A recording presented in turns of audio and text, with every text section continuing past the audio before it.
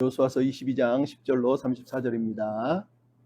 오늘은 본질의 일치를, 모든 것의 사랑을 이라는 제목으로 말씀을 나누겠습니다. 먼저 기도합니다. 하나님, 이 시간에 말씀을 묵상할 때 함께 하시고 우리가 아버지의 마음을 품고 이 땅을 살아갈 수 있도록 힘과 은혜를 주옵소서. 부탁하고 예수님의 이름으로 기도하옵나이다. 아멘. 우리는 지난주에 여호수아가 요단 서편에서 땅 정복과 그리고 땅 분배 작업을 다 마친 이후에 이제 요단 동편으로 떠나는 두 지파 반을 축복하면서 파송 설교를 한 내용을 살펴보았습니다. 여호수아의 마음에서는 그들이 떠나가는 것이 무척 염려가 되었기 때문에 한편으로는 하나님을 계속해서 사랑하라고 말하면서 끝까지 그 믿음을 버리지 않았으면 하는 마음으로 파송을 하면서 축복의 설교를 했던 것이죠. 지난주 말했지만 강 하나는 물리적인 강 하나지만 그 강이 결국은 영원한 단절을 만들어낼 수도 있기 때문에 여호수아는 그렇게 축복을 하면서 사실은 걱정을 했던 거죠. 근데 오늘 본문은 우리가 읽자마자 여호수아의 걱정이 마치 현실화되는 것과 같이 느껴지는 사건이 벌어졌다는 거죠. 요단 동편 지파들이 강을 건너기 전에 큰 제단을 쌓음으로 인해서 이스라엘 백성들이 이제는 이 두 지파반과 전쟁을 하려고 실로에 모였다라는 내용이 오늘 본문에 등장을 하고 있기 때문입니다. 여러분, 우리는 오늘 이 시대를 살아가는 우리의 모습을 볼 때 참 비극적이라고 생각을 합니다.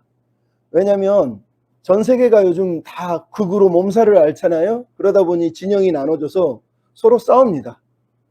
하나의 공동선을 만들어내는 작업이 이제는 불가능해졌어요. 왜냐하면 서로가 다른 주장을 하고 서로 하나 되기 위한 노력을 전혀 하고 있지 않기 때문이라는 거죠.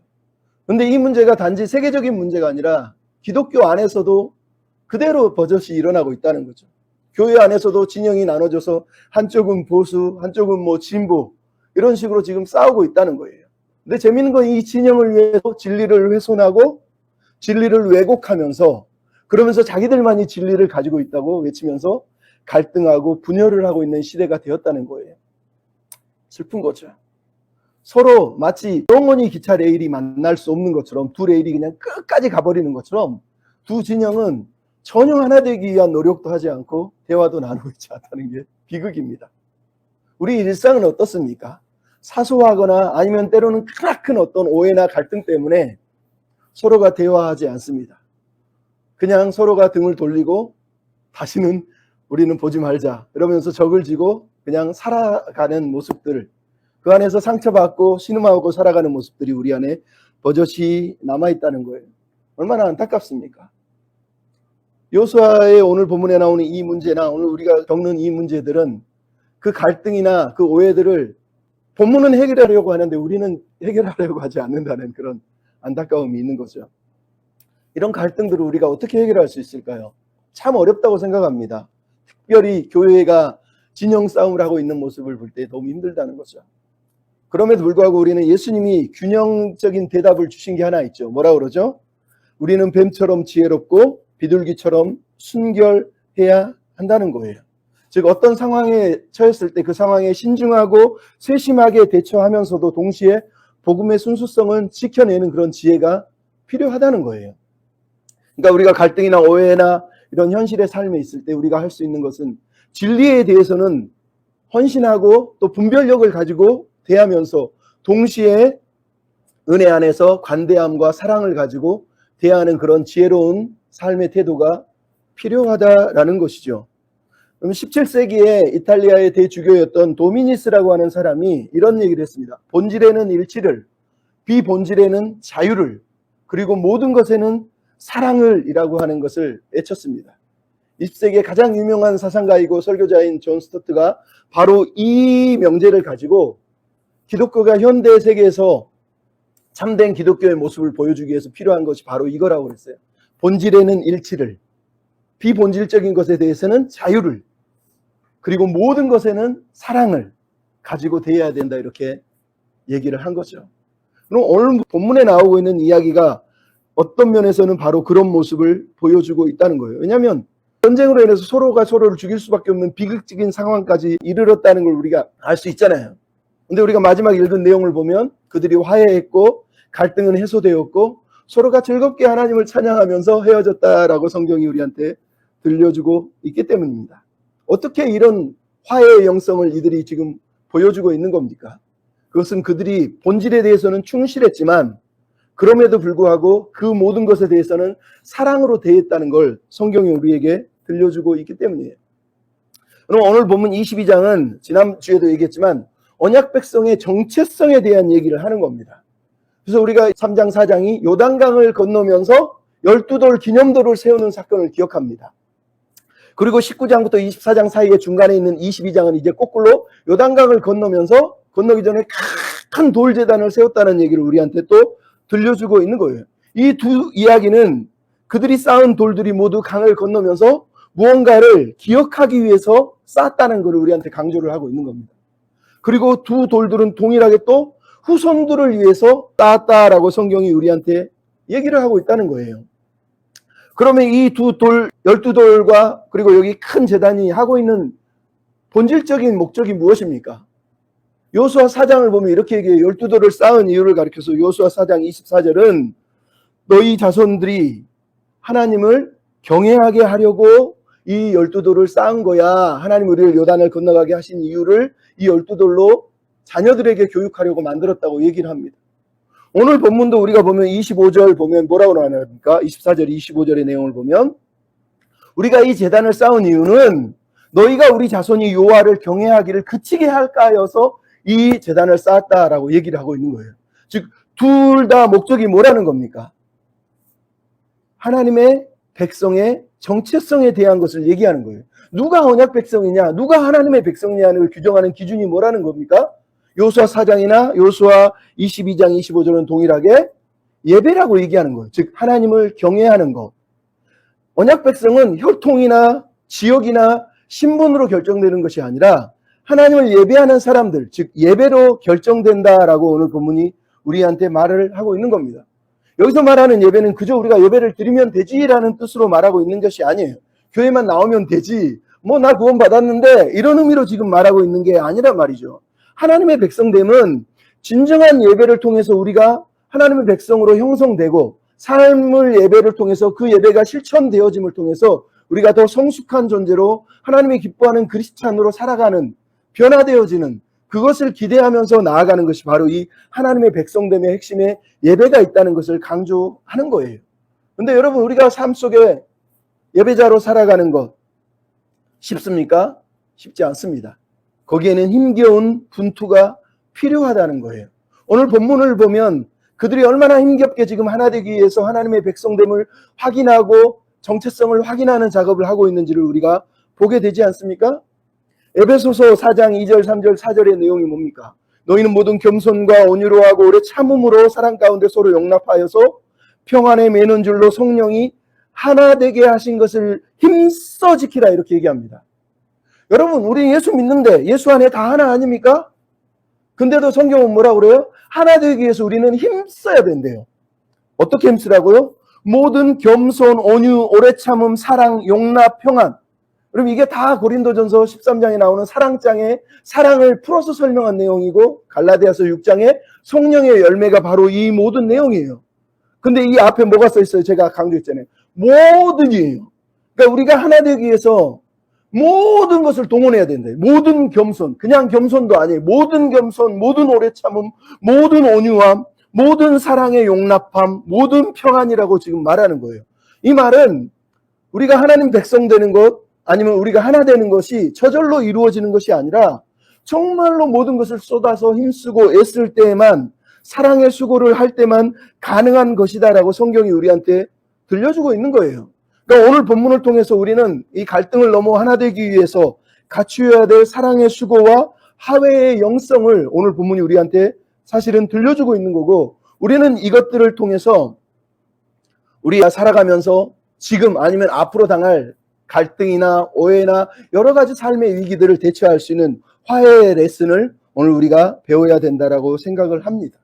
여러분 오늘 본문을 보면 문제가 발생을 했습니다. 우리가 10절, 11절, 12절 내용을 읽어보니 문제가 뭡니까? 두 지파 반이 요단 강가에 큰 제단을 쌓았는데 이것을 이스라엘 백성들이 뭐라고 되어 있어요? 10절은 보았고 11절은 들었고 12절을 들었다라고 얘기합니다. 어떤 문제가 갈등이 지금 발생한 겁니다. 근데 첫 해결 방안이 뭐였습니까? 12절에 보니까 실로에 모여서 싸우려고 했다라는 거예요. 이 소문을 듣고 눈으로 보고 확인까지 다 한 다음에 이들이 결정한 것은 야, 우리 저 두 지파 반 요단강 건너가서 저들을 다 죽여버리자, 전쟁하자라고 결정을 했다라는 거예요. 얼마나 이 모임이 뭐라고 할까요? 마치 이스라엘 백성들이 두 지파 반에 대해서 느끼는 배신, 분노감들이 절절히 사실은 이 짧은 단어에 느껴지는 것 아닙니까? 재밌는 건 분리 언어예요. 11절, 12절에 나오는 단어들 뭐를 이스라엘 자손, 요단 지파를 가리켜서 요단 서편에 있는 지파는 이스라엘 자손이라고 얘기해요.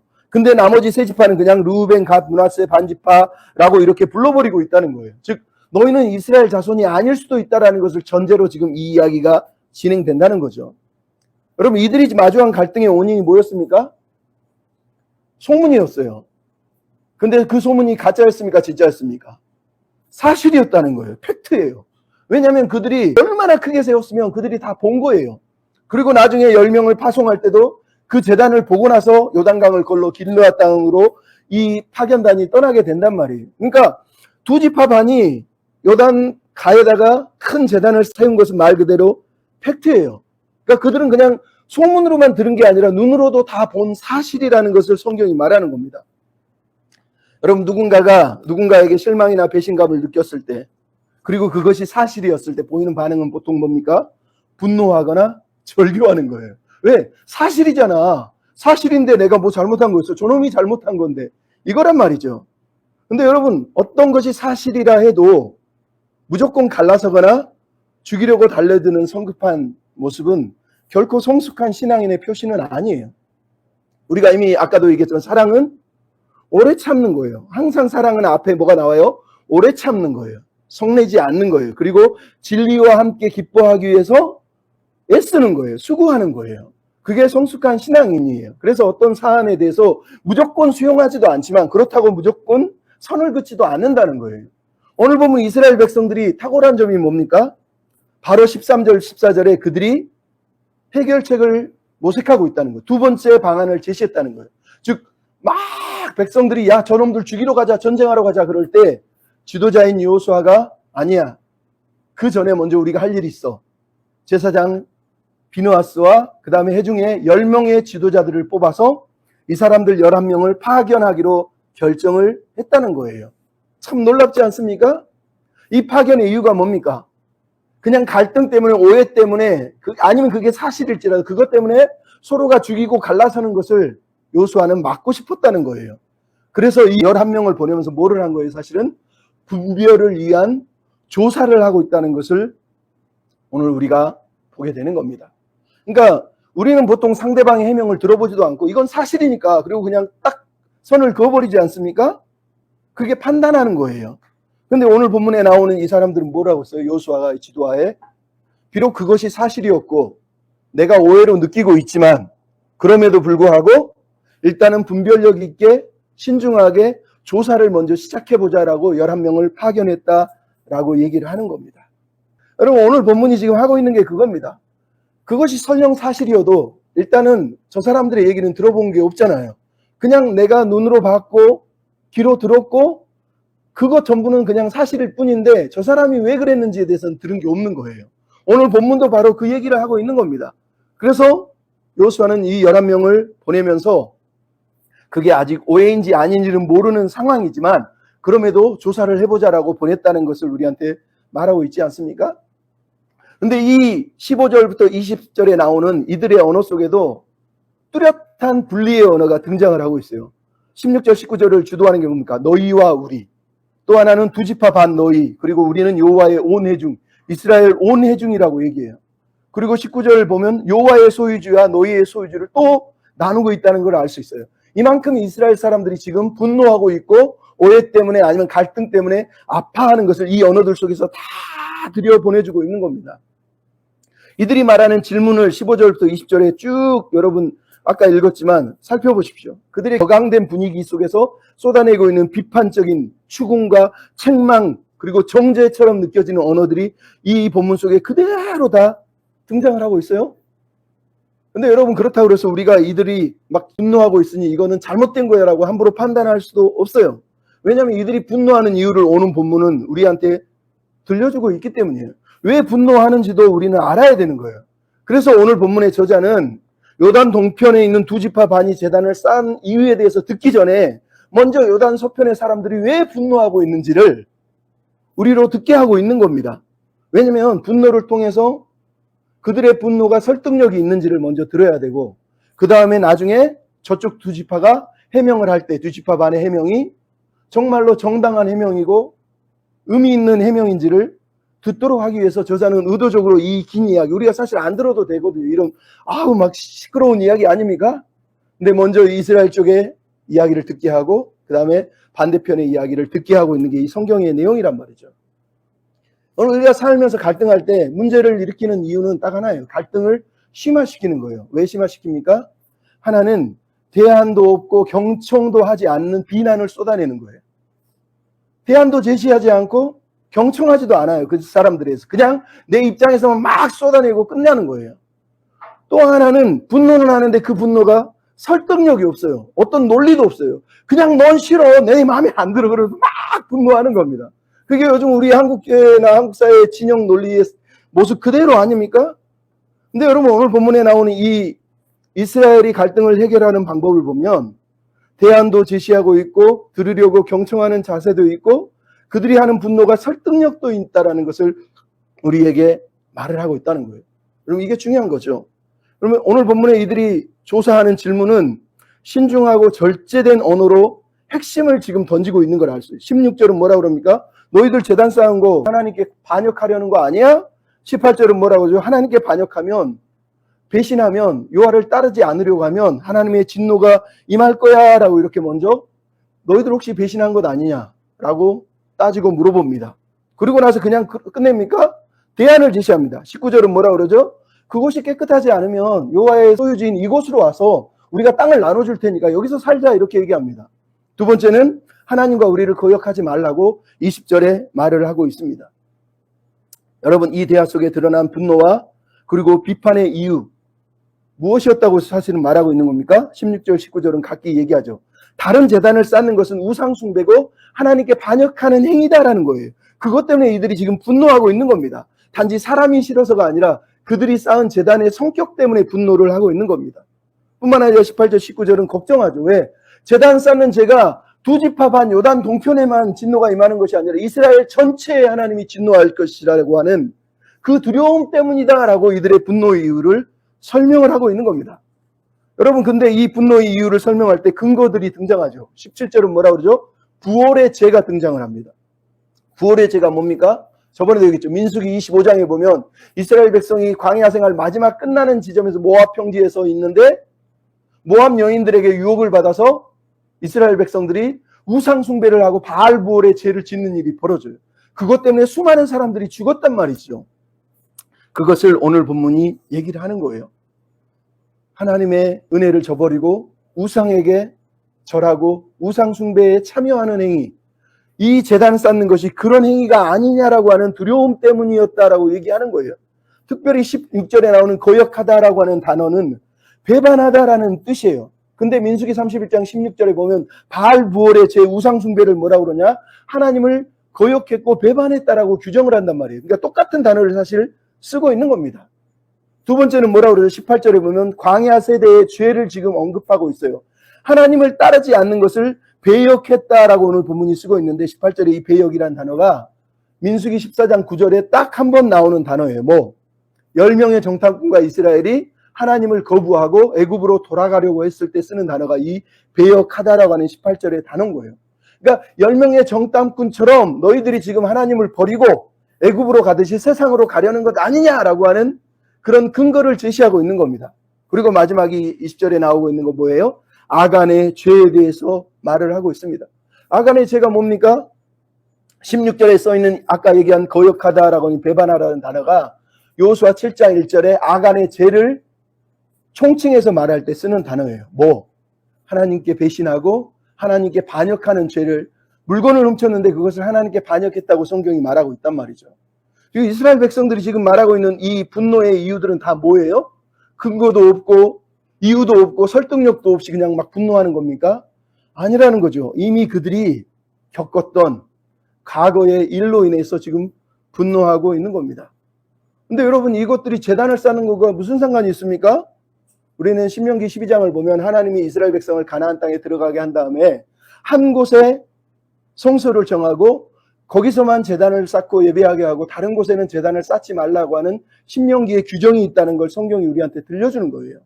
그러니까 이스라엘 백성들이 지금 분노하는 이유는 너희가 제단을 쌓음으로 신명기의 언약 규정을 어겼을 뿐만 아니라 광야 세대의 불순종과 부올의 제 우상 숭배와 그리고 아간의 제 하나님께 반역한 이 모든 죄들을 너희가 짓고 있다면 우리 모두는 다 공동체는 멸망할 것이다라고 하는 두려움 때문에 이 말을 사실은 하고 있는 겁니다. 여러분, 우리는 이들의 말 속에 그들이 과거에 그들에게 주어진 상처, 아픔, 고통을 지금 우리가 듣고 있는 겁니다. 부활의 죄를 17절은 뭐라 그럽니까? 오늘까지 우리가 그 죄에서 정결함을 받지 못했는데 너희가 죄악이 부족해서 죄를 더 쌓으려 하느냐 이렇게 말하고 있어요. 근데 뭐라고요? 오늘까지, 지금까지 죄에서 정결함을 받지 못했대요. 무슨 말입니까? 하나는 우리가 이렇게 죄에 연약하고 취약한 사람인데 너희들이 또다시 우리에게 죄를 지음으로 인해서 우리를 유혹에 빠뜨리려 하는 것이 아니냐라는 얘기지만 또 다른 의미는 뭐가 있습니까? 아직도 그 과거의 아픔이, 상처가 여전히 남아있고 치유되지 않은 채 남아있다는 얘기를 하고 있는 거예요. 그만큼 그들은 과거의 그 한 사건 때문에 힘겨워하고 있다는 것을 말하는 거죠. 아간의 죄 또한 뭐라고 그러니까 20절. 그 죄가 한 사람의 멸망만이 아니라 모든 공동체를 멸망시킬 수 있다라고 얘기하지 않습니까? 그러니까 이 사람들이 하고 있는 분노는 가벼운 분노가 아니라 사실은 너무너무 당연한 분노라고 성경은 우리한테 사실은 듣게 하는 겁니다. 두 번의 큰 재난으로 인해서 이스라엘 백성은 심각한 위기를 겪었단 말이죠. 그러니까 오늘 본문에 나오는 이 이스라엘의 분노는 우리식으로 말하면 방어 기제하고 똑같은 겁니다. 다시는 그 일을 겪고 싶지 않다는 거죠. 다시는 그 상처를 겪고 싶지 않다라고 이렇게 말하는 거예요. 근데 여러분, 이러한 것이 중요한 거예요. 왜냐하면 이들은 설득력 있는 분노를 지금 하고 있고 대안과 경청을 위한 작업을 시작하고 있기 때문이라는 거죠. 우리에게도 사실은 이런 게 많이 필요해요. 우리는 사실 이런 작업이 너무 힘드니까, 아까도 사랑은 수고가 필요해요. 수고. 뭔가 노력을 해야지 사랑이 이루어지는 거거든요. 근데 우리는 그냥 내 마음에 들면 오케이, 내 마음에 안 들면 끝, 뭐 이런 식으로 보통은 다 나가지 않습니까? 그러다 보니까 분별력 있는 작업, 신중한 작업, 대화, 노력 이런 것들은 그냥 싹 우리 사이에 사라져 버리는 경우가 많단 말이죠.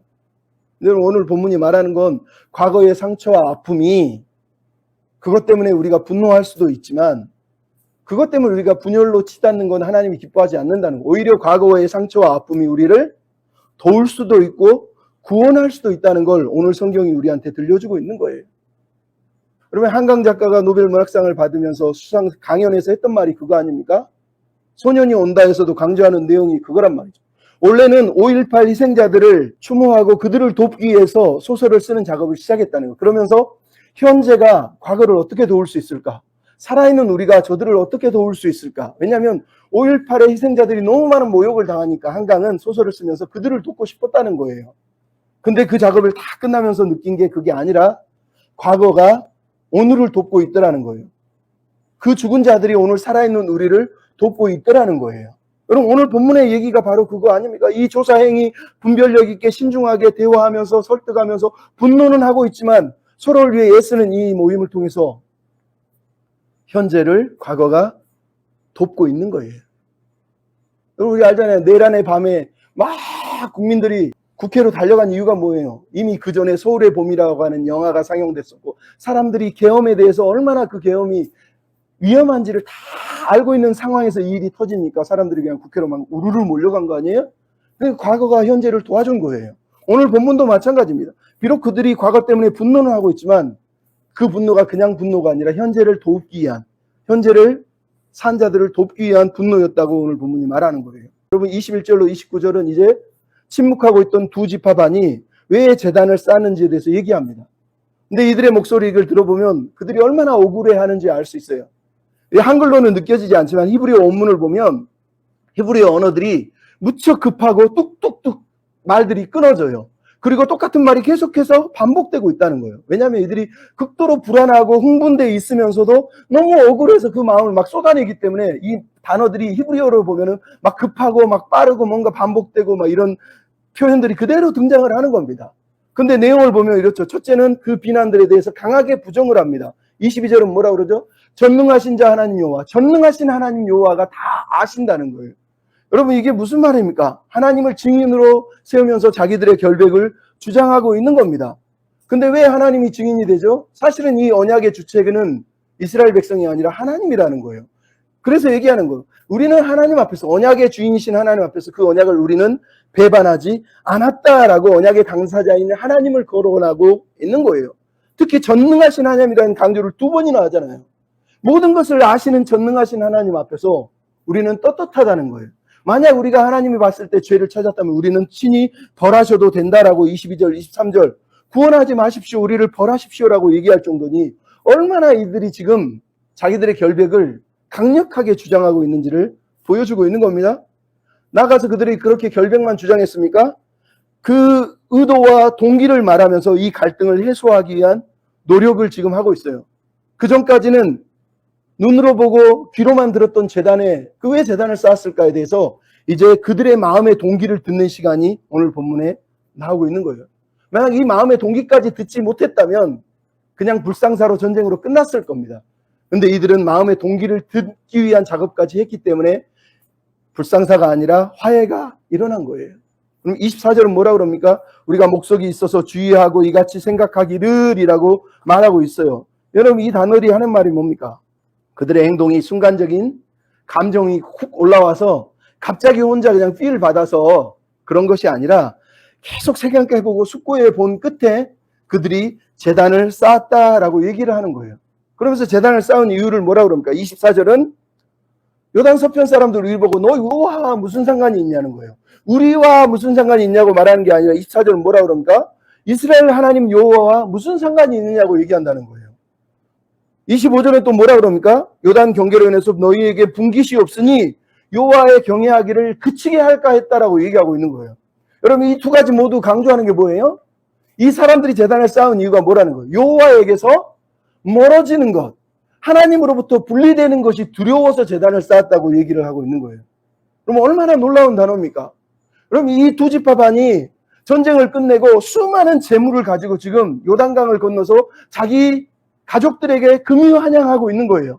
야, 이제 우리 돌아가서 행복하게 돈도 많이 가졌고 부자 됐으니 집도 있겠다. 잘 살아보자. 너무 좋아. 그리고 즐겁게 노래 부르면서 강을 건너가도 되는데 이 사람들은 지금 손에 들고 있는 재물이 문제가 아니에요. 이걸 가지고 건너가는 건 그렇게 중요한 게 아니에요. 지금 뭐가 중요한 거예요? 우리가 이 강을 건너면 이스라엘 저 서편에 있는 사람들이 너희들 하나님하고 상관없지? 너희들 하나님 백성 아니지? 이렇게 자기들을 하나님으로부터 분리시켜 버릴까 봐 자기들이 분리당할 것이라고 하는 두려움 때문에 제단을 쌓았다고 얘기하는 거예요.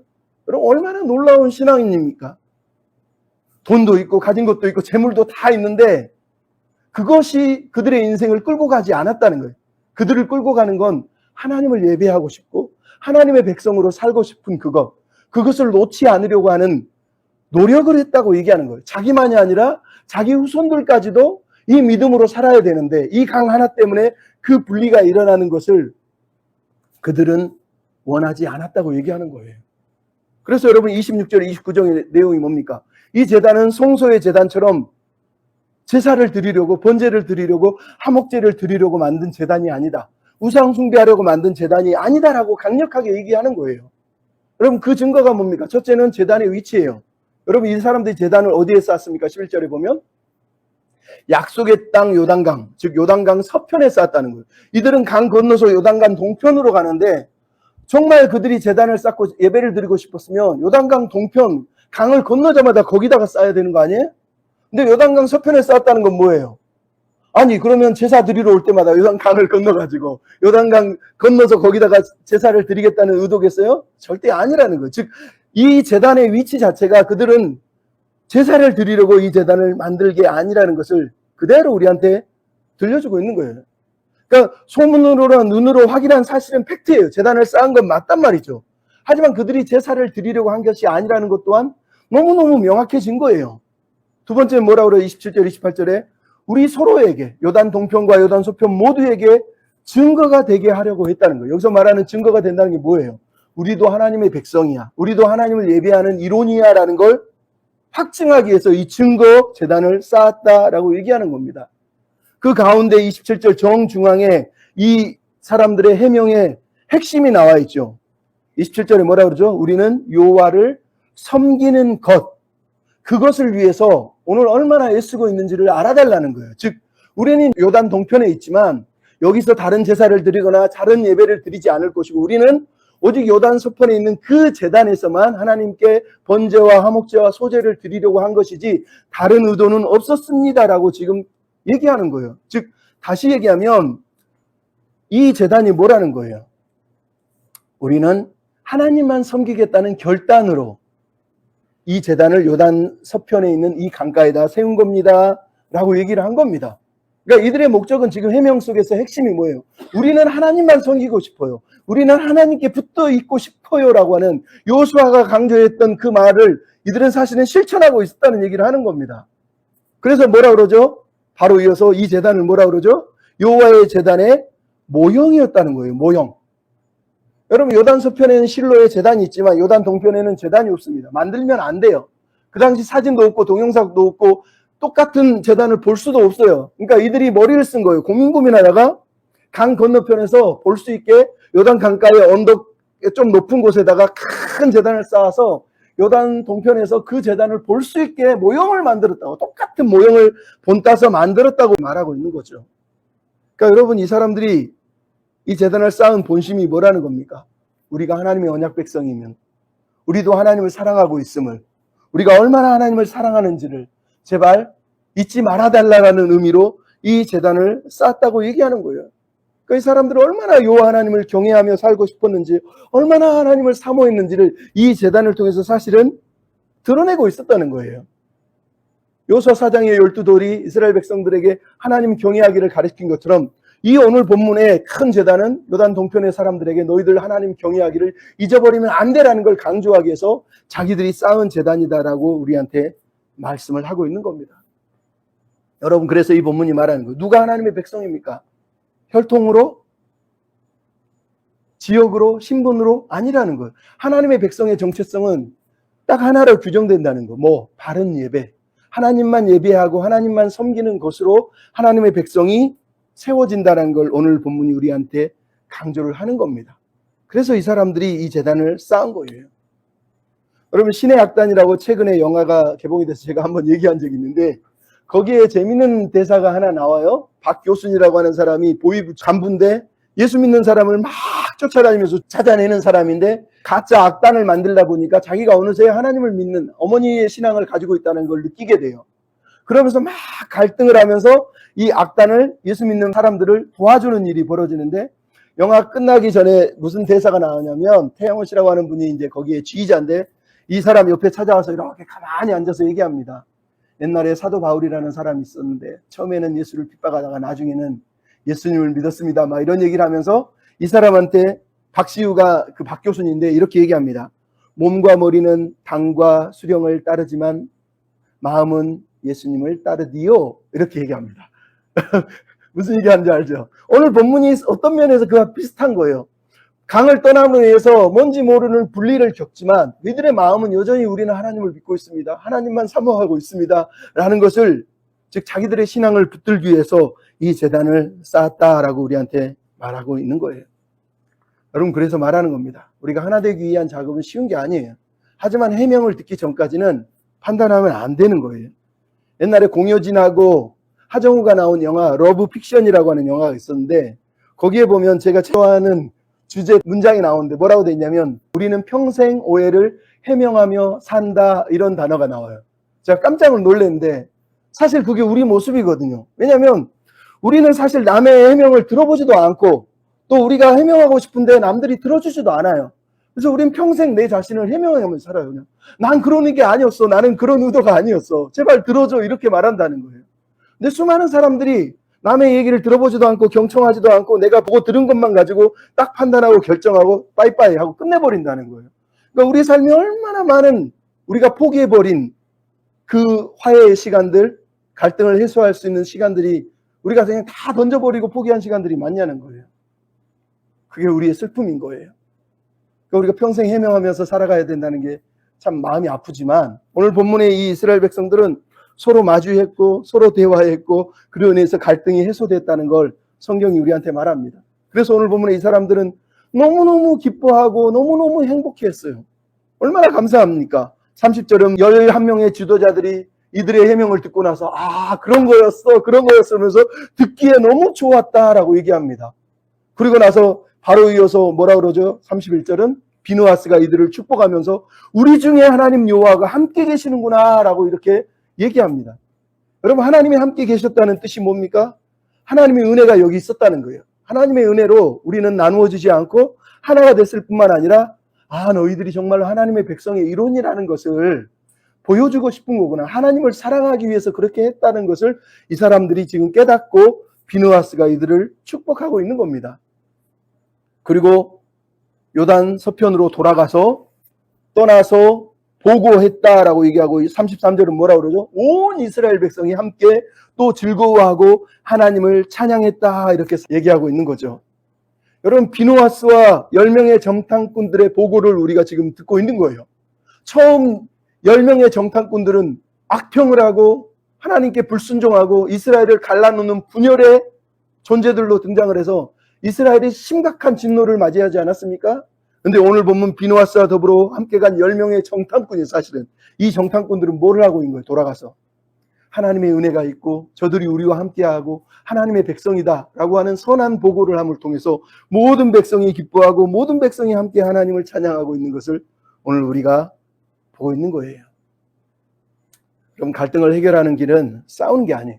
신중하게, 설득력 있게, 차분하게 분별력을 가지고 대화하고 거기에 사랑과 관용으로 함께 나아갈 때만 이런 일들이 가능한 거예요.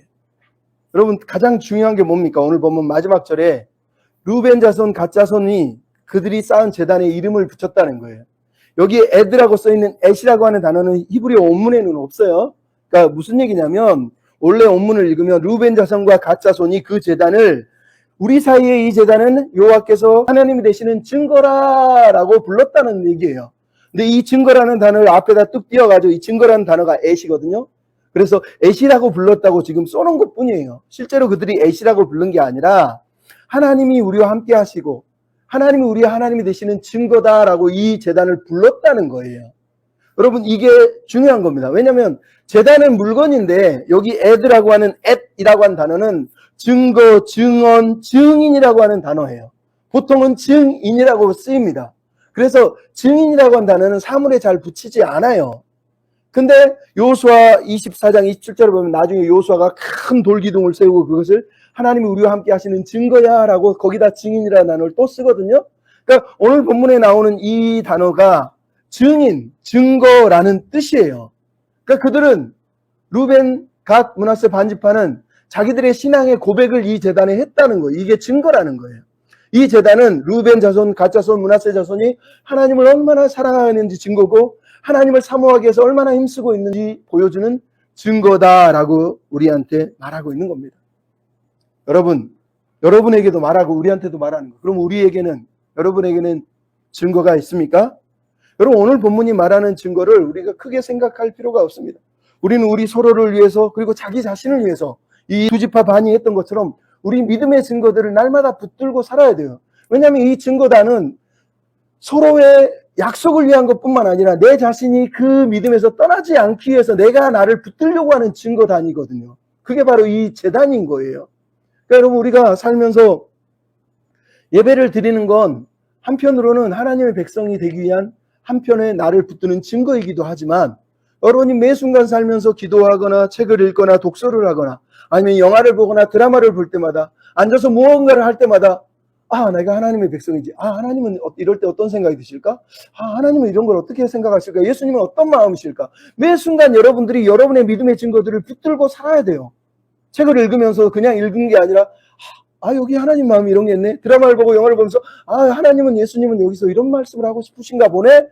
라는 매 순간 자기의 삶을 붙드는 증거들을 내가 가지고 사는 게 중요하다는. 그래야 우리 믿음이 실패하지 않고 무너지지 않는 거예요. 그냥 내 인생을 막 살아버리고 그냥 한번 예배드리면 내가 하나님이 기뻐하는 존재가 될 수 있을까요? 되지 않습니다. 항상 이 두 지파 반이 제단을 쌓은 것처럼 우리가 우리 자신을 붙들기 위한 믿음의 증거의 제단, 믿음의 증거들이 필요한 거예요. 그것들을 붙들거나 그것들을 보면서 내 믿음을 확증하는 거죠. 자기만의 증거들을 가지고 살아가는 것이 여러분 너무 중요합니다. 제발 여러분 그렇게 살았으면 좋겠습니다. 아무튼 여러분 오늘 본문을 보십시오. 이들의 본질이 뭐였습니까? 예배예요. 하나님을 경외하는 것이죠.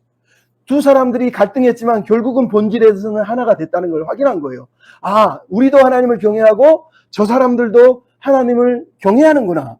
하지만 비본질에 대해서는 자유예요. 왜? 비본질이 뭡니까? 오늘 본문에? 제단이에요. 이 제단은 저 성막 실로에 있는 그 제단하고 틀린 거지만 목적도 틀린 거예요. 그냥 제단은 자기들의 믿음을 붙들기 위한 비본질적인 것이었다고 오늘 본문이 말하는 거예요. 그래서 비본질적인 것에 대해서 이스라엘 백성이 자유를 주고 허용을 주고 있는 겁니다. 그러므로 결국 그들이 뭘 하고 있는 거예요? 여기까지 이루어진 데는 그들이 이 모든 것을 하나님의 은혜와 하나님의 사랑으로 감당했기 때문에 이런 일들이 일어났다라고 얘기하는 거예요. 여러분 우리가 살아가면서 갈등할 수 있고 분열할 수 있고 오해할 수 있지만 그럴 때마다 우리는 본질에 대해서는 순수성을 지키면서도 신중하고 분별력 있는 태도를 늘 유지하는 것이 필요합니다. 하지만 나머지 비본질적인 것에 대해서는 자유와 관대함과 관용과 사랑으로 그것들을 행할 필요가 있어요. 이 말을 오해하면 안 됩니다. 본질에는 사랑을 빼라는 뜻이 아니라 본질을 구하되 모든 것을 사랑이라고 하는 마음으로 대하면 이 갈등과 분열과 두려움들이 해결될 수 있다는 거죠. 중요한 건 이 사랑은 그냥 주어지는 것이 아니라 사랑의 수고를 할 때만 가능한 거예요. 이스라엘이 오늘 본문에서 보여준 것처럼 우리 삶을 통해서 사랑의 수고를 하며 하나님의 마음을 가지고 서로를 세워가는 저와 여러분이 다 되셨으면 좋겠습니다. 아멘.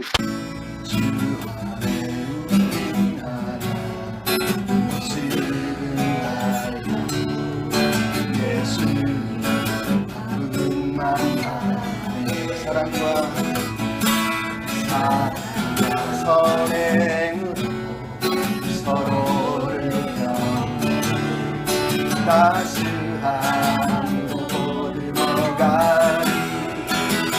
주님 우리 안에 함께 하시니 형제자매 기쁨과 슬픔 느끼네. 내 안에 있는 주님 모습 보내 기분 기뻐하시네.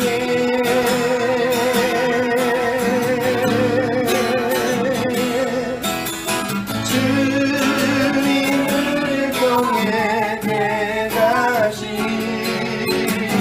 구조가 이슬러 찬양하게 하시니. 주님 우리 통해 되가시니 너를 통해 하시는 길에 주님 우리 안에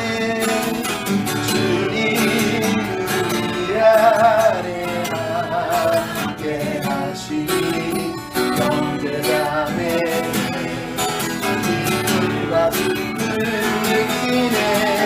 내 안에 있는 주님 모습 보내 기분 기뻐하시네.